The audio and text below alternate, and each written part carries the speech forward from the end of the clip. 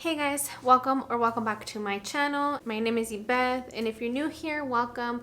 I have a new episode today, which is actually following up with the previous episode. If you guys haven't watched that, go ahead and watch that one first and then come over here and watch this one.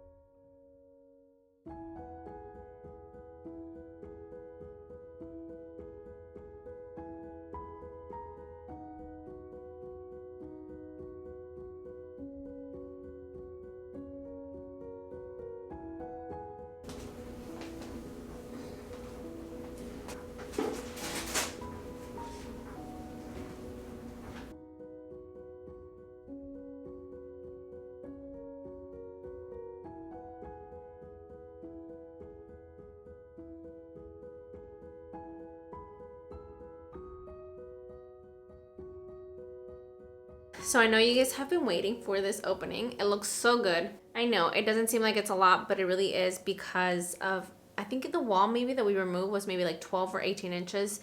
But wow, it made a huge impact. Like right now we're in the dining and you can see my stove. And before that you couldn't, especially at the angle that I am at right now. This, where I'm standing, is where my bookshelf used to be. If you guys remember, I had my bookshelf right here with my pretty plates and decor. And now I moved that shelf because I obviously want this open, and free. And I moved it into the living room, which I'm actually going to show you guys in a little bit. And we're going to style it together. But right now I want to show you guys the main event of the episode. Ta-da! It looks so good. Like, look at how big this opening is. It makes me really happy. The wall used to go to right here. So it doesn't seem like a lot, right? Like this tiny piece was making it feel very closed off in here and in here. I remember when we first saw the house, I felt like, oh my gosh, we have rooms, several rooms. And that's not a good feeling, at least not for me, especially for someone that is claustrophobic. I cannot. But now I can see the dining room from, whenever I'm cooking. I can talk to Noah from the kitchen from right here. I can actually see TV or watch TV when I'm washing dishes over here. I have a view now of this. It's just not really closed, which really felt like a room. Oh my gosh, especially when we had those really long cabinets that went all the way up to the ceiling, but also laid really low on the cabinet, on the countertop, like this much. It felt even more closed. So this feels so good to me, and I'm so happy and thankful that my husband helped me with this. It was not intentional. We did talk about knocking down this wall a long time ago, and it's come up several times in our conversations. The only thing that stops us is the texture of the walls. Like I said, it's not sheetrock, which it's not easier, to rip out. It's actually much more work, harder work, and mess. I think maybe 100 times more the mess, because it gets really, really dusty.